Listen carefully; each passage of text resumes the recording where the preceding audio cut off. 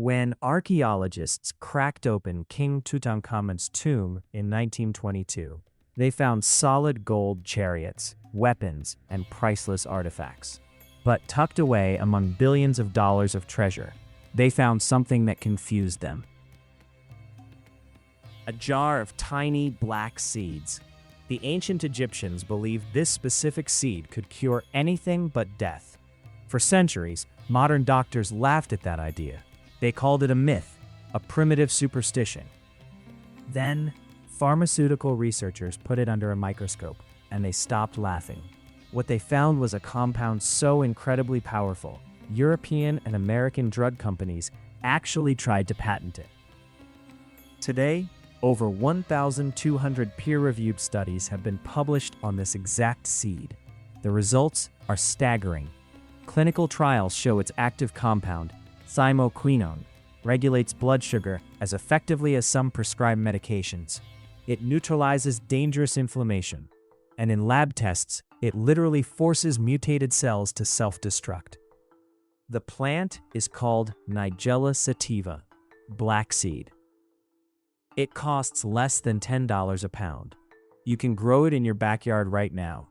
The FDA considers it perfectly safe. So why hasn't your doctor ever mentioned it? Because you cannot patent nature, and the medical system cannot monetize a weed that grows for free.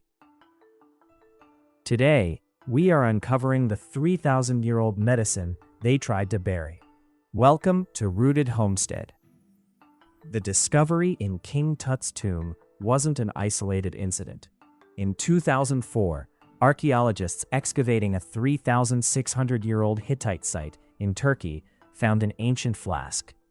Inside, perfectly preserved in honey, were 180,000 black seeds. Think about that.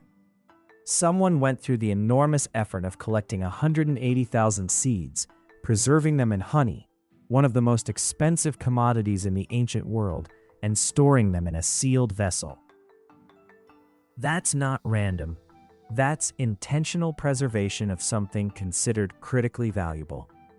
In 2005, marine archaeologists exploring a Bronze Age shipwreck off the coast of Anatolia, a ship that sank 3,200 years ago, found large quantities of black seed in the cargo hold. This seed was being traded across the Mediterranean, transported by sea at great risk and expense, valuable enough to risk your life sailing ancient, dangerous waters to obtain. We have cultivation records showing Nigella sativa being grown deliberately as far back as 2700 BC in the Near East. This wasn't a rare exotic plant used occasionally by a few healers.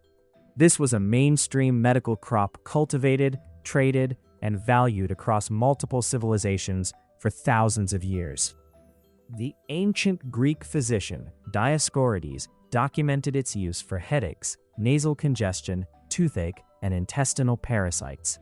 The Romans called it Greek coriander and used it routinely in their medical practice.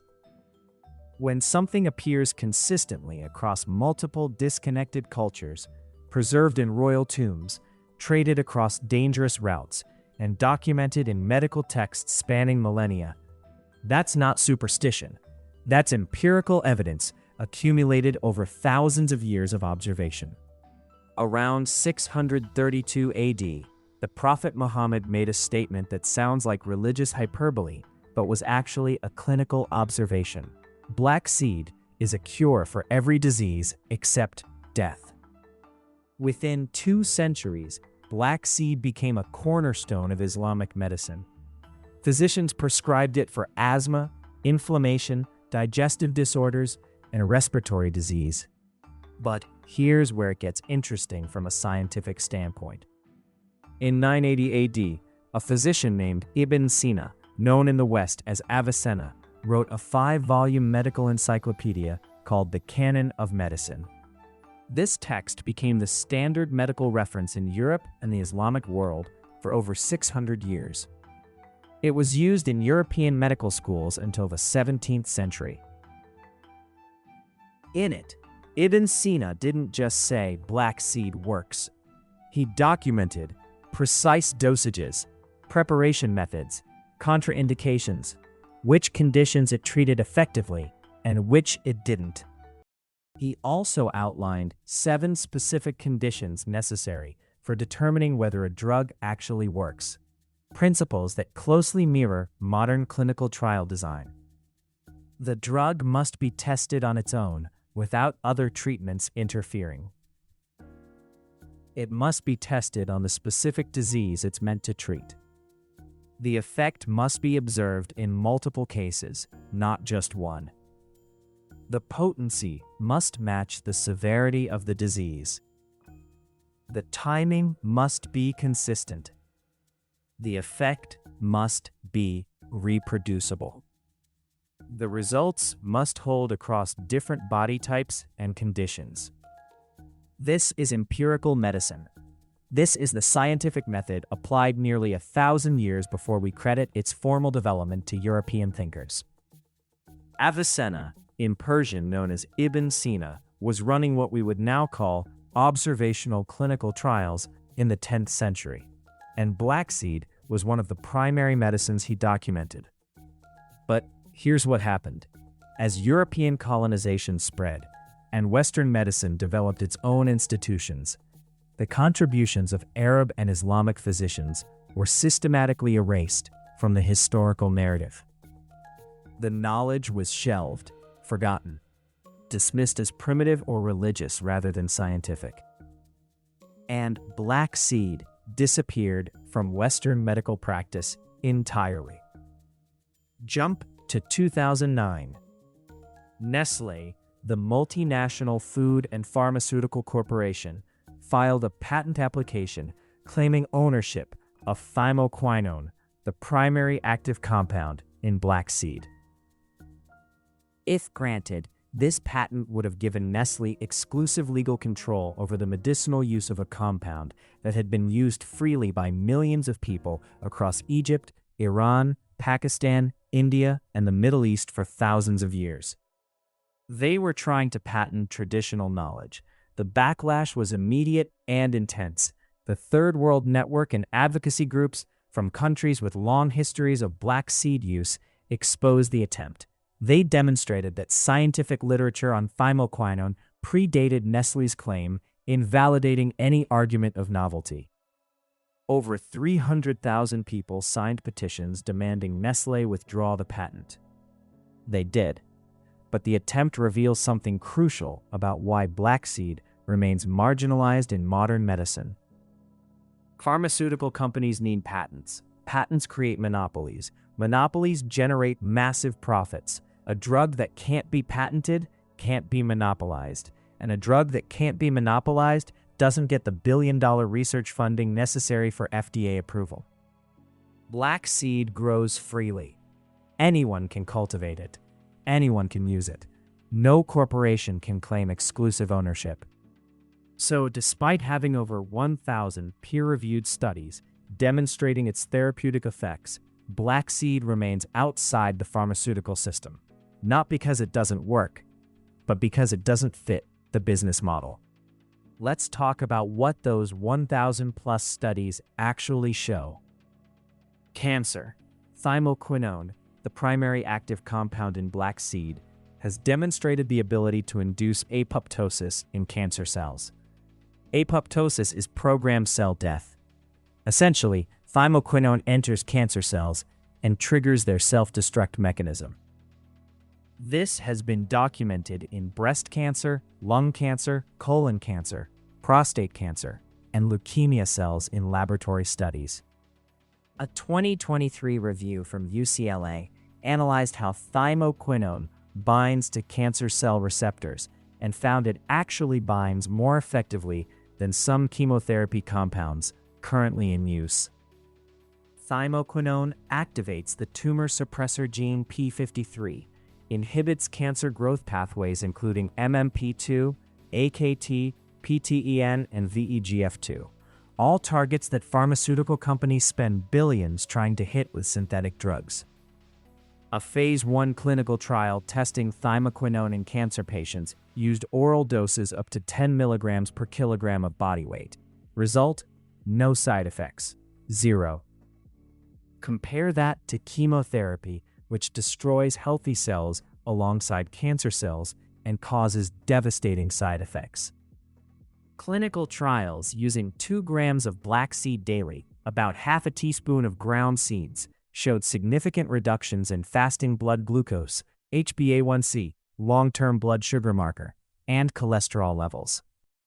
Thymoquinone inhibits an enzyme in the liver called HMG-CoA reductase. That's the exact same enzyme targeted by statin drugs, the cholesterol medications prescribed to millions of people. Black seed achieves the same effect naturally, without the muscle pain, liver damage, and cognitive side effects associated with statins. Thymoquinone inhibits the COX-2 enzyme, the same enzyme targeted by ibuprofen and other non-steroidal anti-inflammatory drugs. In a 2020 randomized controlled trial in Pakistan involving 313 COVID-19 patients, those who received honey combined with black seed showed significantly better outcomes than the control group. The anti-inflammatory, antiviral, and immune-supporting properties are well documented in peer-reviewed literature. The FDA classifies black seed as GRAS, generally recognized as safe, for use as a spice. No adverse effects have been reported in clinical trials, not in cancer patients taking concentrated doses, not in diabetic patients using it daily for months, not in any of the published studies. The safety profile is extraordinary, especially compared to pharmaceutical drugs targeting the same conditions. Here's the uncomfortable truth about modern medicine. Black seed is safe, it's effective, it's extensively studied, it's affordable, it's accessible. But it exists in a legal and economic limbo. Can't be legally marketed as medicine without FDA approval. FDA approval requires Phase 3 clinical trials. Phase 3 trials cost hundreds of millions of dollars. No pharmaceutical company will fund trials for a substance they can't patent and monopolize. So black seed remains classified as a supplement or spice, legal to sell, but not legal to make medical claims about, even when those claims are supported by peer-reviewed research. Doctors aren't taught about it in medical school because it's not in the pharmaceutical formulary. It's not in the formulary because no drug company promotes it. No drug company promotes it because there's no profit in it. The system isn't designed to incorporate effective natural medicines. It's designed to generate profits from patented synthetic drugs. That's not a conspiracy theory. That's just economic reality. And it explains why a medicine used successfully for 3,000 years, validated by modern science, remains completely absent from mainstream medical practice. Here's the good news. You don't need permission from a pharmaceutical company or a prescription from a doctor to access black seed. Nigella sativa is a hardy annual plant. It's easy to grow in most climates. Sow seeds directly in the ground in early spring after the last frost. They prefer full sun and well-drained soil, but tolerate a range of conditions. The plant produces delicate pale blue or white flowers in summer. By late summer, the flowers form seed pods. Harvest the pods when they turn brown and dry. Dry them further in the shade to preserve the active compounds. Heat degrades thymoquinone. 2 square meters of growing space can produce enough seeds to supply a family for an entire year. Clinical trials typically use 1 to 2 grams of black seed daily. That's roughly half a teaspoon of whole seeds. You can grind the seeds and mix them into yogurt, sprinkle them on bread, or incorporate them into cooking. They have a slightly bitter, peppery flavor, similar to black pepper. Heat degrades the active compounds, so if you're using black seed medicinally rather than as a spice, Raw or lightly toasted is better. Black seed oil, cold-pressed and unrefined, retains the highest concentration of thymoquinone. Most clinical studies showing therapeutic effects use 1 teaspoon of black seed oil daily. You can buy black seed and black seed oil at Middle Eastern grocery stores, health food stores, or online for a fraction of what pharmaceutical treatments cost. Black seed isn't unique. It's one example of a much larger pattern: effective natural medicines with extensive traditional use and modern scientific validation that remain excluded from mainstream medical practice because they don't fit the pharmaceutical business model. We've talked about plants like this throughout this channel: Biden's pilosa, white clover, biblical plants with documented therapeutic properties, forgotten medicinal herbs. The pattern is always the same: thousands of years of traditional use across multiple cultures, modern scientific research confirming therapeutic effects, safety profiles superior to pharmaceutical alternatives, exclusion from mainstream medicine due to lack of patentability, active suppression or dismissal by medical institutions and pharmaceutical companies. It's not that modern medicine has disproven these plants. It's that modern medicine's economic structure can't accommodate them. The seed found in King Tut's tomb has not changed. Its chemical properties are identical to what they were 3,000 years ago. What changed is the system we use to determine which medicines are legitimate and which are dismissed as folk remedies. That system prioritizes profit over efficacy, patents over accessibility, synthetic compounds over natural ones, not because synthetic is better, but because synthetic can be owned. Nigella sativa, black seed, represents a 3,000-year legacy of human medicine preserved across cultures, validated by modern science, and deliberately marginalized by modern economics. King Tutankhamun was buried with it. The Hittites preserved 180,000 seeds in honey. Bronze Age traders risked their lives shipping it across the Mediterranean. Ibn Sina documented it with scientific rigor in the 10th century. And today, over 1,000 peer-reviewed studies confirm it induces cancer cell death with 0 side effects in clinical trials. It lowers blood sugar as effectively as diabetes medications. It reduces cholesterol by inhibiting the same enzyme targeted by statins. It fights inflammation through the same pathway as ibuprofen. It supports immune function and has demonstrated antiviral properties. The FDA classifies it as safe. You can grow it in your garden. You can buy it for less than $10 per pound. But your doctor will never prescribe it. It won't appear in medical guidelines. Pharmaceutical companies won't fund the trials necessary for FDA approval as a drug. Not because it doesn't work, but because it can't be owned. The seed itself hasn't changed. Only the medical and economic system governing what gets recognized as legitimate medicine has changed. The knowledge is still here. The plant is still here. The studies are published and available. The only question is whether we're going to let that knowledge disappear again, or whether we're going to preserve it, share it, and use it, regardless of what pharmaceutical companies want us to believe. If this story changed how you think about natural medicine and the pharmaceutical system, subscribe to Rooted Homestead. We're dedicated to recovering the knowledge that corporations and institutions have spent decades trying to erase, knowledge about plants, food, and medicine that threatens their profit margins but could transform your health. Drop a comment if you've used black seed, or if you're going to try growing it. Share your experience. Help build the collective knowledge that used to be passed down through generations before it was systematically suppressed. And share this video. The more people who understand why effective natural medicines remain excluded from mainstream practice, the harder it becomes to maintain that exclusion. The seed that was valuable enough to bury with a pharaoh is still here, still growing, still healing. It's time we remembered why. See you in the next one.